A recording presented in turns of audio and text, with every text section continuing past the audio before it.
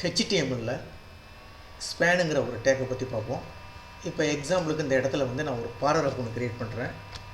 பின்னு சொல்லி ஒரு டேக் ஒன்று கொடுத்துருக்கேன். இது வந்து பாராகிராஃப் டேக்கு. இந்த பாராகிராஃபுக்கு இடையில வந்து என்ன எழுத போகிறேன்னா, இந்த மாதிரி மை நேம் இஸ் முகமதுன்னு சொல்லிடுறேன். ஒரு எக்ஸாம்பிளுக்கு இந்த மாதிரி ஒரு நேம் கொடுக்குறேன். கொடுத்துட்டு எனக்கு இதில் இந்த பாராகிராஃபில் வந்து இந்த முகமதுங்க மட்டும் என்ன வந்து எனக்கு ரெட் கலரில் வரும். பாக்கி இந்த மை நேம் இஸ் பிளாக் கலரில் இருக்குன்னு, இந்த முகமதுங்கிறது மட்டும் எனக்கு ரெட் கலரில் வேணும். அப்போ இதுக்கு முன்னாடி நம்ம என்ன செய்ய போகிறோம், இந்த ஸ்பேனுங்கிற ஒரு டேக்கை கொடுக்க போகிறோம்.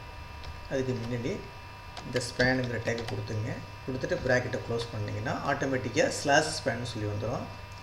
இதை அப்படியே காப்பி பண்ணிங்க, அதாவது கட் பண்ணிங்க, அதாவது கண்ட்ரோல் எக்ஸ் கொடுத்தீங்கன்னா கட் ஆகிடும். செலக்ட் பண்ணிவிட்டு இதை தூக்கி இந்த ஸ்லாஷ் பீக்கு முன்னாடி தூக்கி போட்டுருண்டு, இந்த மாதிரி போட்டுட்டு இந்த ஸ்பேனுக்கு பக்கத்தில் நம்ம என்ன எழுதணும்னா ஸ்டைல் சொல்லி ஒரு டேக் ஒன்று கொடுத்துட்டு ஈக்குவல் டு கொட்டேஷனுக்குள்ளே நம்ம என்ன மாற்ற போகிறோம்னா கலரு மாற்ற போகிறோம். அப்போ கலருங்கிறத கொடுங்க.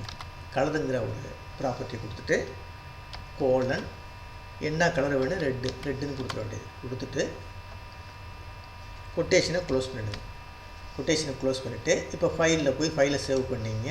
ஃபைலை சேவ் பண்ணிவிட்டு இந்த இண்டெக்ஸு ஃபைலை வந்து ரைட் கிளிக் பண்ணிவிட்டு காப்பி பண்ணிங்க. காப்பி பார்த்து கொடுத்துங்க. கொடுத்துட்டு உங்களுடைய குரோமில் போய் இந்த இடத்துல ஜஸ்ட்டு கிளிக் பண்ணிவிட்டு ரைட் கிளிக் பண்ணிவிட்டு பேஸ்ட்டுன்னு சொல்லி கொடுத்தீங்கன்னா போதும். அதனுடைய பார்த்து இங்கே வந்துடும். ஜஸ்ட்டு என்ட்ரு பண்ணிங்கன்னா உங்களுக்கு இந்த மாதிரி ஆன்சர் வரும். அப்போ இந்த முகமதுன்னு எழுதுகிறோம்ல, அதாவது ஒரு சென்டென்ஸில் ஏதாச்சும் ஒரு வேர்டு இந்த மாதிரி ரெட் கலர்லேயோ இல்லை ப்ளூ கலர்லேயே வேணும்னா அதுக்கு முன்னாடி இந்த ஸ்பேனுங்கிற ஒரு டேக்கை அப்ளை பண்ணி நம்ம இந்த மாதிரி மாற்றிக்கலாம்.